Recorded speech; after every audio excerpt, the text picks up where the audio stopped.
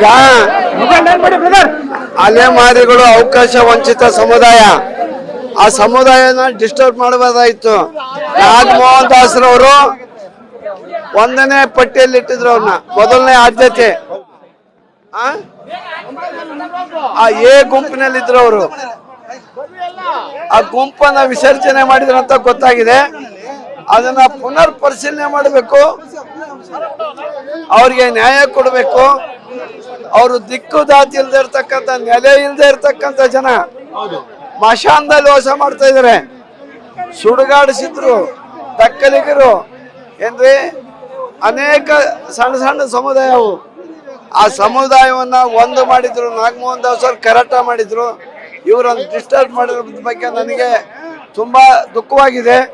ನಾಳೆ ನಮ್ಮ ಸಾಮಾಜಿಕ ನ್ಯಾಯದ ಅಧಿಕಾರ ಮುಖ್ಯಮಂತ್ರಿ ಸಿದ್ದರಾಮಯ್ಯ ಅವರ ಹತ್ರ ಹೋಗಿ ಇದನ್ನ ನ್ಯಾಯ ಕೊಡಬೇಕು ಅಂತ ನಾವು ಕೇಳ್ತೀವಿ.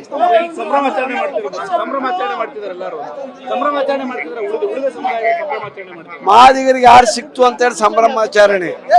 ಮತ್ತೊಂದು ಕಡೆಗೆ ದುಃಖ ಇದೆ, ಅದನ್ನು ಸರಿಪಡಿಸ್ತೀವಿ. ಹೌದೌದು. ಈಗ ಅಲೆಮಾರಿಗಳು ಅವಕಾಶ ವಂಚಿತ ಸಮುದಾಯ, ಆ ಸಮುದಾಯನ ಡಿಸ್ಟರ್ಬ್ ಮಾಡಬಹುದಾಯ್ತು. ನಾಗಮೋಹನ್ ದಾಸರವರು 1ನೇ ಪಟ್ಟಿಯಲ್ಲಿ ಇಟ್ಟಿದ್ರು ಅವ್ರನ್ನ, ಮೊದಲನೇ ಆದ್ಯತೆ. ಆ ಎ ಗುಂಪಿನಲ್ಲಿದ್ರು ಅವರು. ಆ ಗುಂಪನ್ನ ವಿಸರ್ಜನೆ ಮಾಡಿದ್ರು ಅಂತ ಗೊತ್ತಾಗಿದೆ. ಅದನ್ನ ಪುನರ್ ಪರಿಶೀಲನೆ ಮಾಡಬೇಕು, ಅವ್ರಿಗೆ ನ್ಯಾಯ ಕೊಡಬೇಕು. ಅವರು ದಿಕ್ಕು ದಾತಿ ಇಲ್ದೇ ಇರ್ತಕ್ಕಂಥ, ನೆಲೆ ಇಲ್ದೇ ಇರ್ತಕ್ಕಂಥ ಜನ ಮಶಾನದಲ್ಲಿ ವಾಸ ಮಾಡ್ತಾ ಇದಾರೆ. ಸುಡುಗಾಡಿಸಿದ್ರು ದಕ್ಕಲಿಗರು ಏನ್ರಿ, ಅನೇಕ ಸಣ್ಣ ಸಣ್ಣ ಸಮುದಾಯವು. ಆ ಸಮುದಾಯವನ್ನ ಒಂದು ಮಾಡಿದ್ರು. ನಾಗಮೋಹನ್ ದಾಸ್ ಅವರು ಕರಾಟ ಮಾಡಿದ್ರು. ಇವರನ್ನು ಡಿಸ್ಟರ್ಬ್ ಮಾಡಿರೋದ್ರ ಬಗ್ಗೆ ನನಗೆ ತುಂಬಾ ದುಃಖವಾಗಿದೆ. ನಾಳೆ ನಮ್ಮ ಸಾಮಾಜಿಕ ನ್ಯಾಯದ ಅಧಿಕಾರ ಮುಖ್ಯಮಂತ್ರಿ ಸಿದ್ದರಾಮಯ್ಯ ಅವರ ಹತ್ರ ಹೋಗಿ ಇದನ್ನ ನ್ಯಾಯ ಕೊಡಬೇಕು ಅಂತ ನಾವು ಕೇಳ್ತೀವಿ.